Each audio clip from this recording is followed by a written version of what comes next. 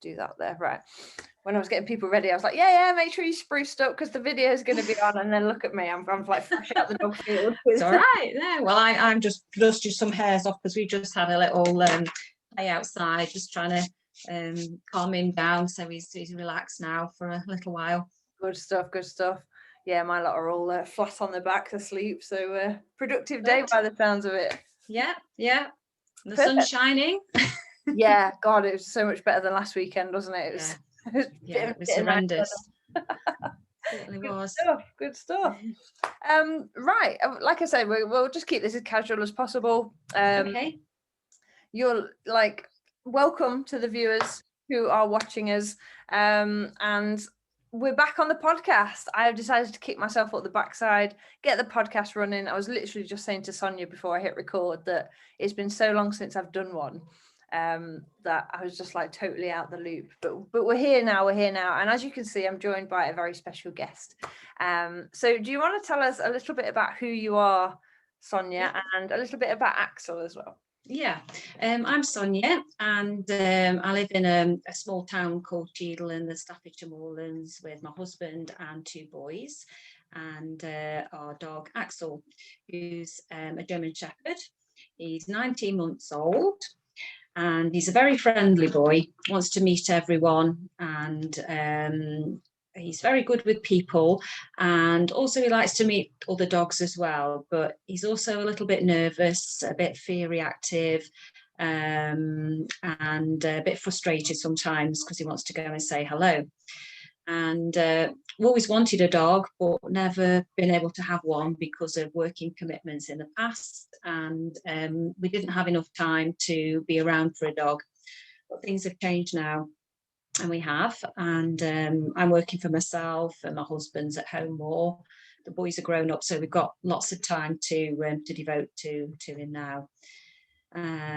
First time dog owner, never had a dog before, so wanted to make sure that we were going to be training him in the right way. So lots of helpful advice from people and friends and other dog owners, but a lot of it conflicting. So wanted to make sure that we were doing everything right and giving him the best possible chance, really. Fantastic. Yeah. Your first dog then? I didn't yes. Your first one. Yeah. I've been around dogs. My auntie had a farm and she had a lot of farm dogs, but things were very different then. I mean, this is over 30 years ago now, and they were just really more feral than sort of trained dogs. Yeah, so it's changed since then. It has a lot, yeah. And you're doing a fantastic job with Axel, which we'll dive into a little bit more.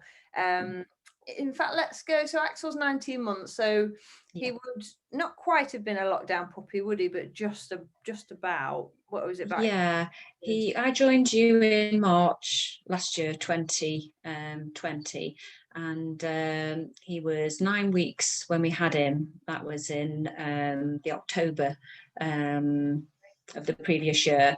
So November, December, January, February, March. So he'd be about 5-6 months old. Yeah, kind of was then, really, wasn't he? Yeah. How did you find that? With the lockdown? Yeah, great opportunity to start the training, and not being at work for 2 months, excellent time to focus on him, and it was a good chance to get in with the training, and the weather was quite good, and the online training was a great help. We had some cracking weather last year, didn't we? We did.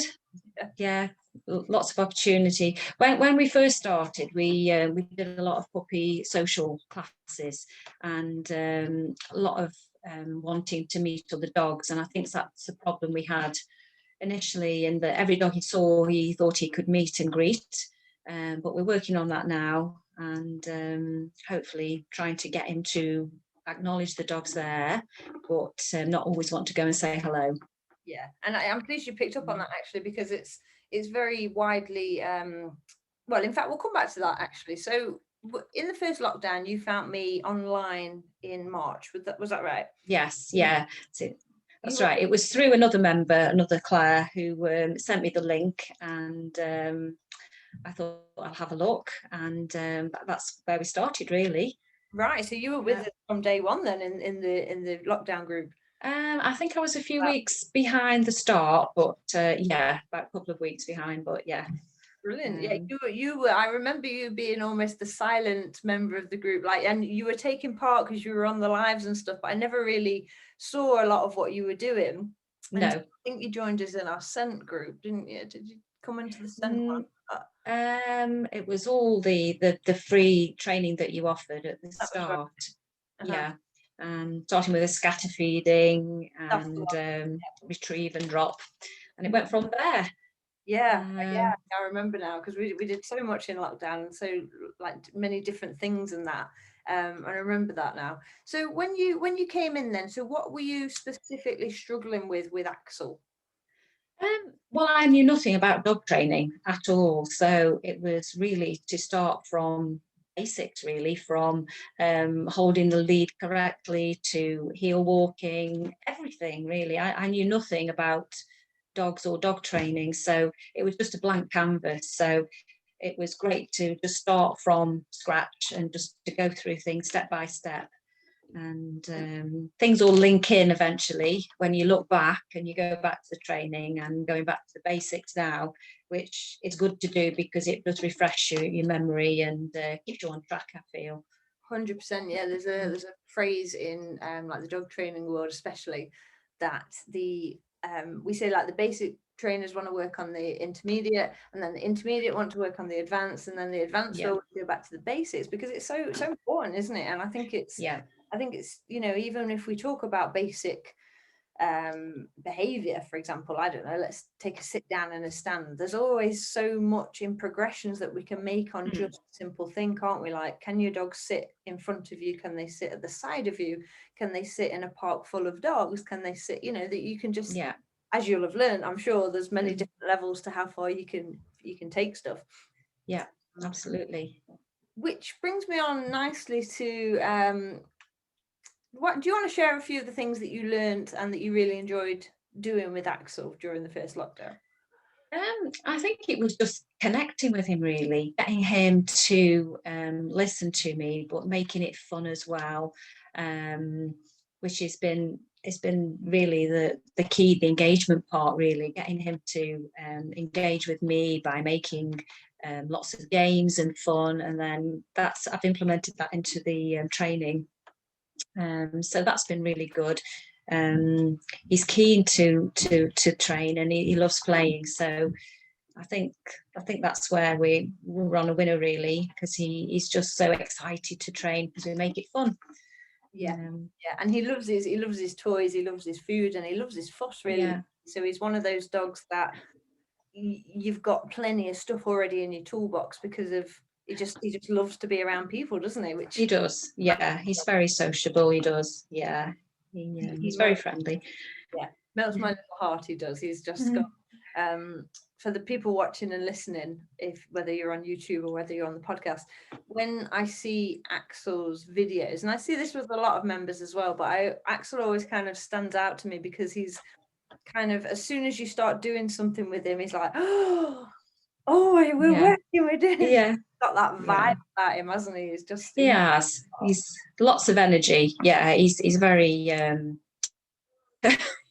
but he just wants to play. He'd play 24 hours a day, and there's a bit of attention seeking going on there, but I'm trying to channel that and use it to the good, really. So I was just gonna ask you whether there was any downsides to him wanting to interact all the time, and we have experienced, you've experienced a little bit of attention stuff, haven't you? He will play all day, every day, but you need to have time out, and also for him as well, he needs to have some downtime. So we have structured times when we play, and even if it's just for 5 or 10 minutes, going outside with a ball, doing a bit of engagement, and then making it a bit of a fun, little bit of a run around, and keeps his interest going. and keeps you fit too. Yeah, we have a joke about that. Don't we? We're like, Yeah. continue gym memberships, guys. Just get a dog. Yeah. Get a male shepherd, they'll keep you on your toes. Definitely. Fab stuff. So you've spoken a little bit about engagement there. Would you say that, you know, with Axel being, what was he, a 5-6 month old puppy, you kind of coming into like what we call the teenage phase, where they start not listening as much, or perhaps starting to display some things that we didn't want to let escalate? Did you experience any of those sort of things with Axel? I think with the attention, he has started jumping up a little bit more now. We went through a phase of him jumping up at the kitchen units at one point when we were preparing food. So we sorted that out, and it seemed quite good. And also the dishwasher, he was very keen to get his head in the dishwasher to see what remnants he could get. So we sorted that out, and then recently he has started jumping up a little bit more at people to greet them, which we touched on recently, and we're now looking at getting him to have all paws on the floor, and then reward when he is calm and he looks away, so he knows that he will get to meet once he is calm and collected, and jumping up is not acceptable. Yeah, because he's a big lad, isn't he? You know, and yeah, I mean, I don't know. Well, I see it more working with other dogs, but little dogs tend to get away with it a little bit more than big dogs. But like you, I'm a shepherd owner, and it, you know, although perhaps we wouldn't mind it as much. I mean, correct me if I'm wrong here, but like I put it on cue for Sky, give me a hug. Yeah. Yes. But then it was always like, you can't do it out there. It's got to be on cue. It's got to be invited, if that makes sense. And yes. he's a big lad, isn't he? He's a big lad. Yes, yeah, he could easily knock you over if you weren't expecting the jump. And also coming down the stairs, we had a problem where he was excited to greet you, which naturally is. So he was starting to jump up then. So we just stopped on the stairs, turned back, went up a few steps, and came down. When he was calm, he came down, and then he got the idea that, yeah, if you're going to jump up, then mum's or dad's going to go away, and then you're not going to get to greet. So that's working quite well. So we're trying to do that on people that we meet now as well.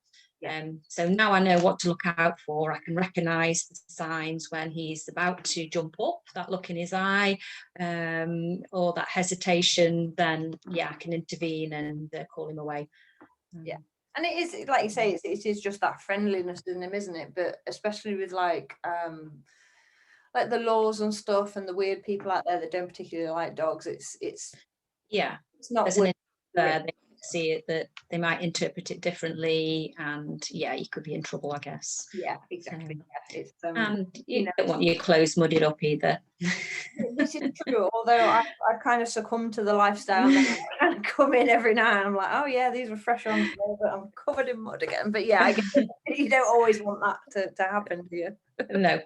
Good stuff. So let's talk about because you worked with me through lockdown, and we had lots of fun with the challenges and the groups and stuff, and then you decided to come and work with me a little bit more intensively in person, didn't you? Yes. You want to share a little bit more about why you made that decision, what you were struggling with on that element that you needed help with? Yeah, I think it's the online training was great, and I think having that as the initial form of training was good, but I think to have someone's eye on you to say, actually, you need to do this now or then, or don't do this, when you're doing it, basically just to give you the correct cues. And to make sure that you're rewarding at the right time, so you're not giving the dog mixed messages. So yeah, it was all about not only training the dog, which I was trying to do, it was more training me to make sure that I was doing the correct things and giving him the right cues and rewarding in the right places. Otherwise, you could be doing something that you might not be doing correctly, and not making any progress or being detrimental to him. So yeah, it is great to have that one-to-one input, definitely. Yeah, and I'm pleased you picked up on that, because I mean, I've heard it time and time again where people are like, oh, so we're just like distracting, or are we just throwing treats around for them? But we actually Yeah. look in a very structured way, don't we? Where Yeah. like I take the whole picture into consideration, so where we're working and how you're exactly. Yeah. So you picked up on things that I wouldn't pick up on, and then it highlights things, so then the next time you can then reflect on that, and it's just to improve really, isn't it? And to better yourself on the dog, but definitely training me, because I knew nothing about dogs and dog training, and it's good to have that structured approach really. And it's amazing, isn't it, how just a little like just a change in, like, for example, I don't know, where you reward, you picked up on that a little bit, can have a huge impact. Because I think were you struggling with in pulling on the lead at some points? Was he pulling you? Yeah, he was, and then we touched on the pre-back, which is really good, because the natural instinct, I think, first of all, is when the dog's pulling, is to want to pull it back, and that's how I initially thought, but now I know that you have to stop, and when the lead goes tight, you stop, you wait for him to check back, and then you reward, and then let him have a sniff, and that's his reward for looking back and checking in. So it all comes together nicely then. I think it's the understanding why you're doing things. So you do this because, and if you do this, this might happen, but this is a reason why. So yeah, understanding it is great, because then you know the purpose of it really.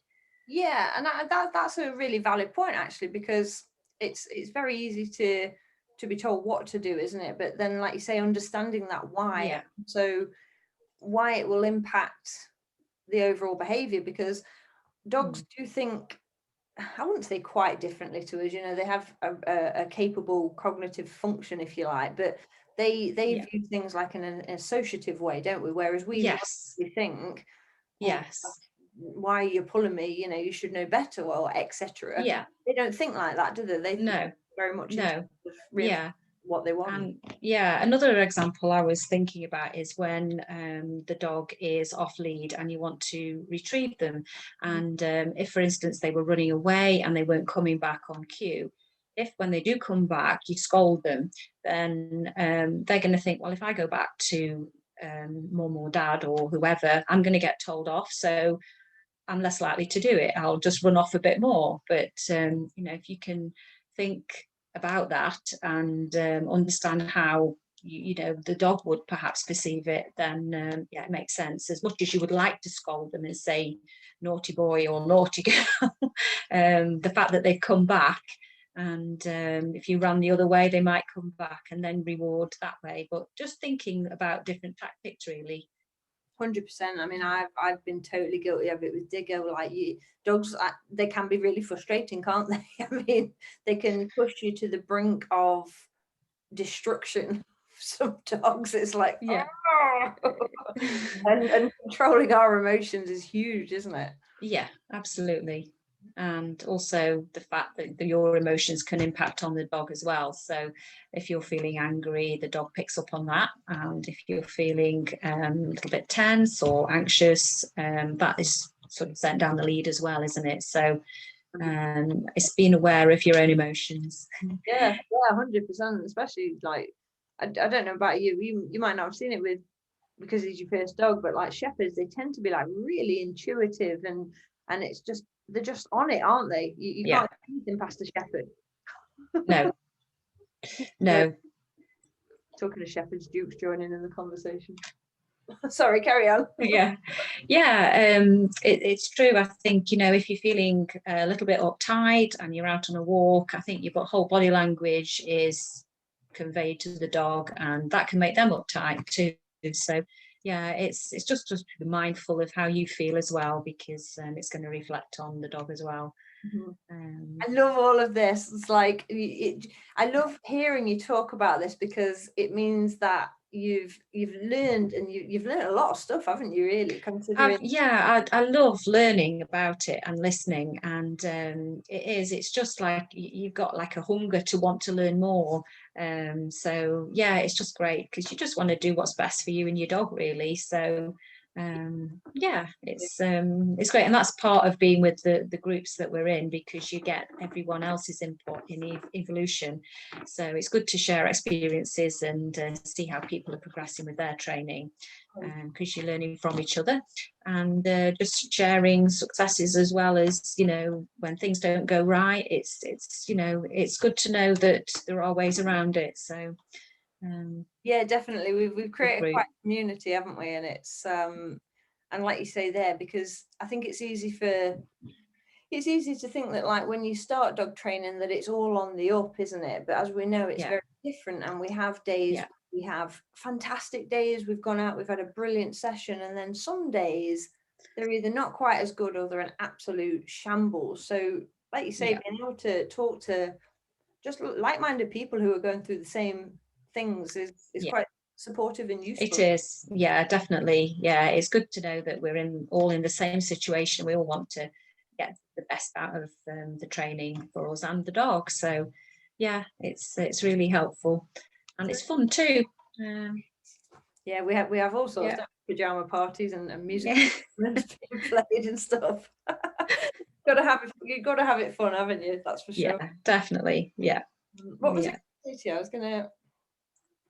Oh, would you say that, because Axel's a big lad, and you were having problems with him yanking you around, would you say that your confidence has grown as a part of learning more about why he does what he does, the things to do, etc.? Would you say that that's helped with your emotions and confidence, for example? Yeah, definitely. Yeah, I mean, from the start, I knew nothing. So knowing that the training that you've given us, and we're now implementing that into sort of everyday life, definitely gives you the confidence to know that when you come across a difficult situation, such as a dog approaching and it's head on, knowing what to do in that situation, the diversional tactics, and the scatter feeding and walking on the other side of the dog, so there's a bit of a block there, and recognizing when that lunging might happen, or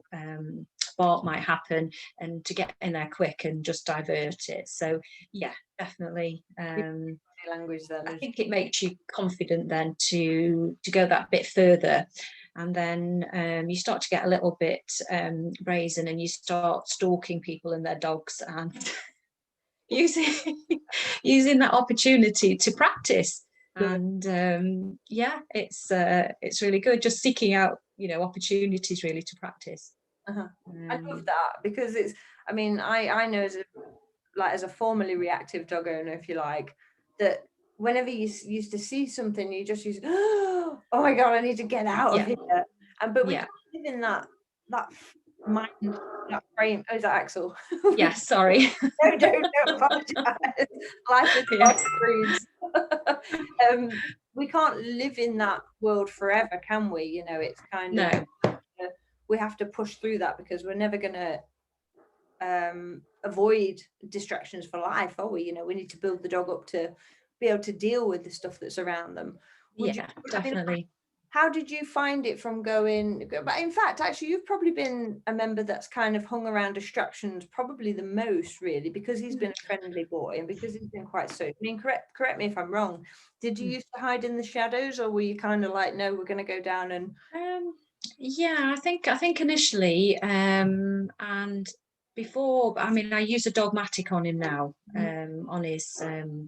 I was at Halti, and then it went to a Dogmatic, because I felt the harness, I didn't have enough control, and that is my safety lever, really, and that's my brake, because if he did decide to take off with a harness, he would just pull me over, no shadow of a doubt. So having that has given me, I think, the confidence to perhaps just test the waters a little bit more, and go that bit closer.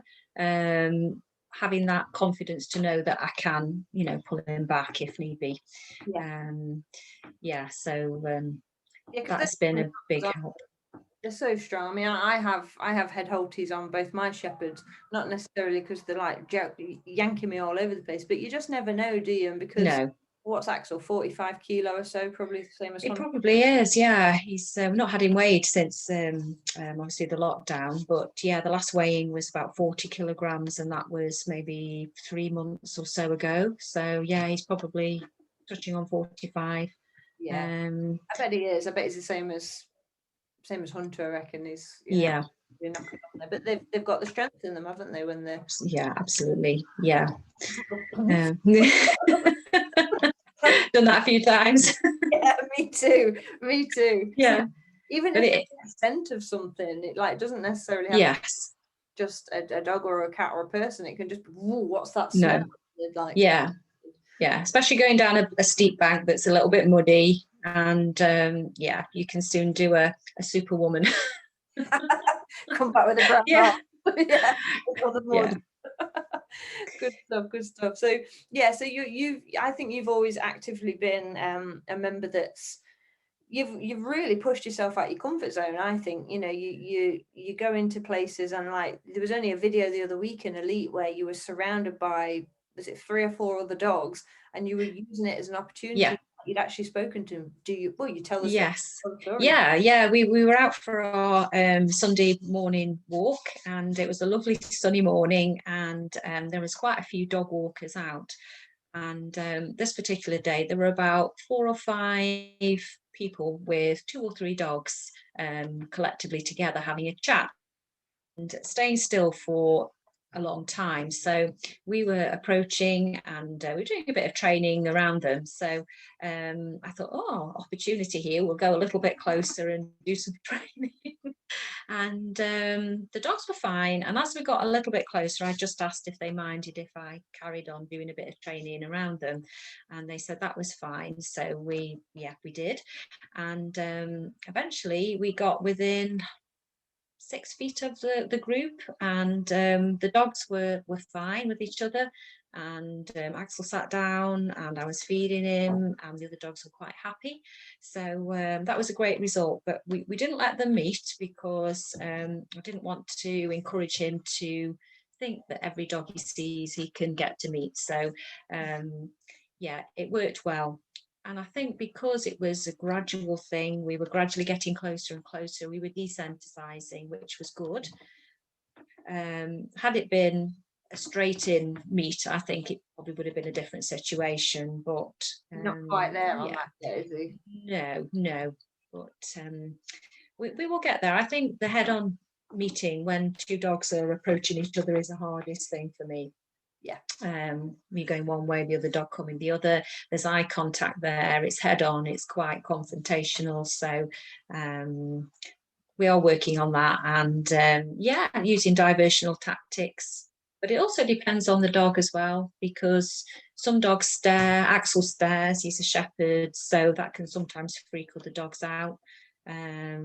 So it's recognizing, I think, and also now that I've been doing the training, I can see the body language of the other dog as well as Axel. I can sort of get a good idea as whether it's going to be a pleasant meeting or not, or passing, I should say.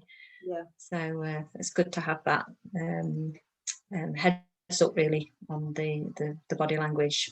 Yeah, and it's a tough thing for a lot of dogs to deal with, and that's exactly what we're working on, isn't it? It's just exposing him, because I mean, I don't think we've really spoken into this much, but he did used to like see dogs and like pull and try and get towards them at like quite a fair distance, didn't he? So the fact that the fact that the story with those other dogs, that he's closed the gap and he's staying calm, he's heading in the right direction. Would you say he's heading in the right? Yeah, absolutely. I think if you have a dog that's barking straight away, then it will set him off, and he'll start jumping around, and he'll do a little bit of growling sometimes. He doesn't bark now, which is good, but we often get a little bit of dancing, maybe a little bit of a growl, a bit of twisting and turning. So but I think it's getting less, and knowing what to do now, I feel more comfortable going into that situation and either going ahead or hanging back. So yeah, it's Judging the whole coming thing. together. Yeah, it's judging the whole thing and seeing, have we got enough distance, or does that dog look a little bit intimidated? Yes. You kind of get a better feel for it, don't you? Yeah. And also how the other owner is in control of their dog. If it's on a long line all over the place and it's, I think give it a wide berth. Yeah, flexibly like this. Yeah. So yeah, it's good. Yeah, it's all coming together, and it's challenging, and yeah, I think it's good. It when you have a situation like that you manage reasonably well, it's good. It's a good boost for your confidence, and also for the dog's confidence too.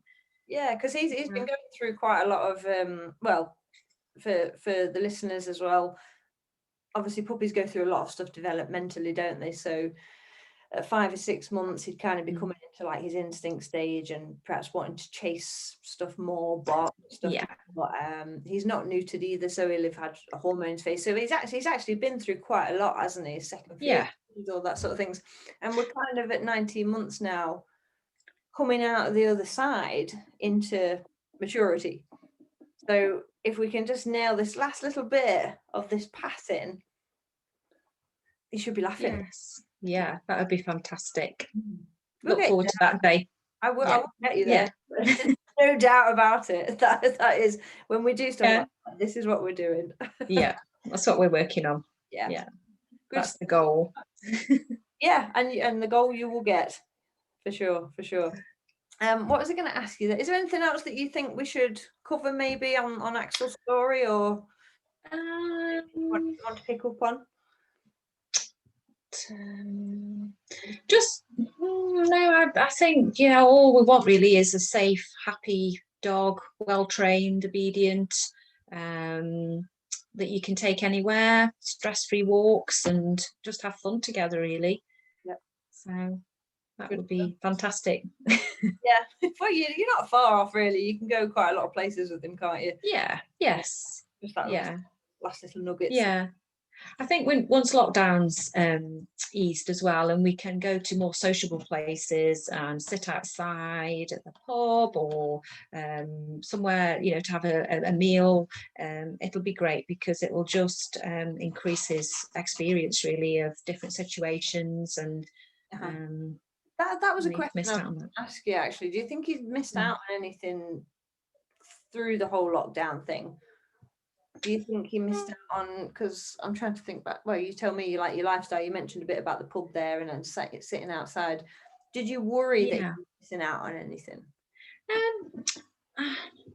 I don't think he's never experienced that anyway, so I suppose he wouldn't miss it because he's not known it. But it would be nice to do other things and be sociable and be able to sit down amongst other people and other dogs, which I think the training obviously is going to be beneficial for.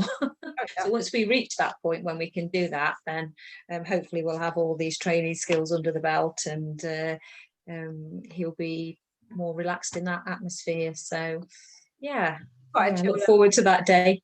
Yeah, we'll just get those impulses under control, because he's quite a chilled out boy anyway, isn't he? It's just, I guess, because of his impulsions, he's quite woohoo, hyper. Yeah, exactly. It can just be a little bit too much for maybe the situation, or perhaps the other person or the dog or whatever. Well, he's on his way to being sorted for that anyway. That's for sure.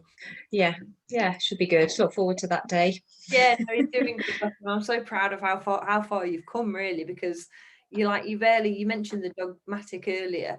You barely use that now, do you? So like at one point, if anybody doesn't know what dogmatic is, it goes over the dog's nose and around the back of like a halty, and it's just like we said earlier, it's just an emergency precaution, isn't it? But I think at one point where you were using it quite a lot because he was here, there and everywhere. And now you're mainly walking him on the harness, aren't you? And it's just like you said for that last bit. Oh no, you're not dragging me there.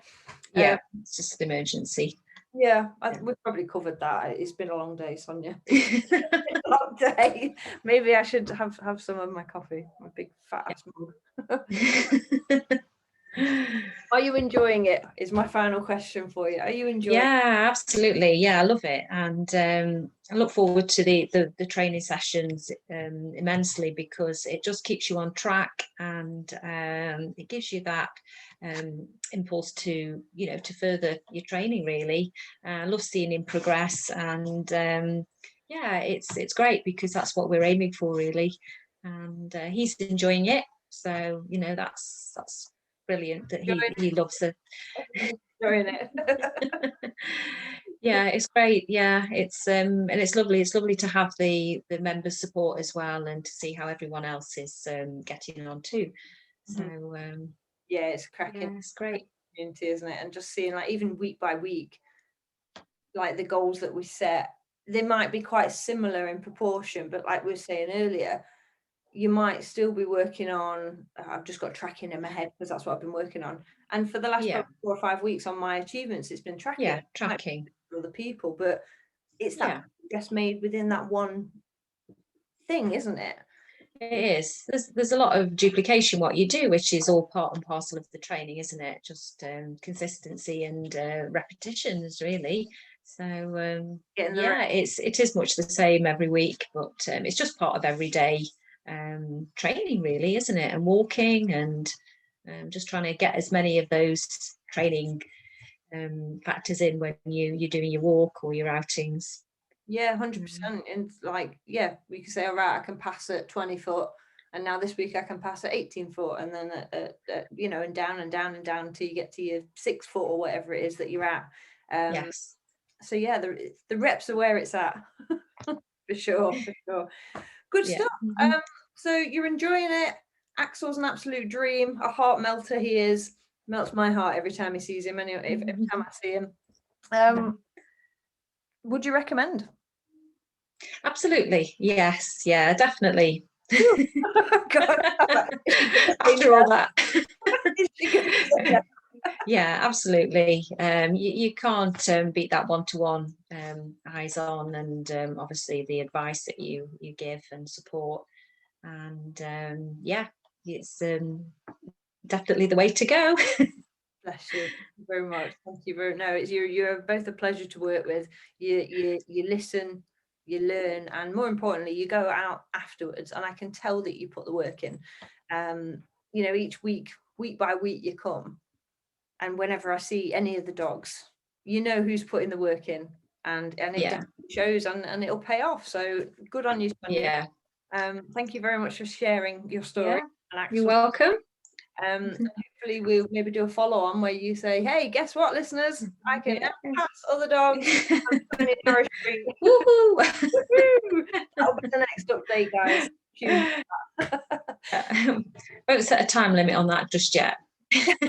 Well, we'll just continue having fun in the meantime. We'll just no pressure. Just keep going as we are, and as long as we're in it all, then that's the main thing, isn't it? Yeah, definitely. Perfect. Well, thank you very much, Sonia. It's been a pleasure chatting to you. No problem. Thank you. For the listeners, this is obviously the first back on the podcast for a very long time, but they will be released weekly. You'll get to see my beautiful face with my big ass mug of coffee, no doubt, and different guest speakers week by week. I have no idea what we're talking about next week, but you'll just have to tune in to find out. So thank you very much, Sonia. Thank you for listening or watching on YouTube. We'll see you soon. Okay, bye.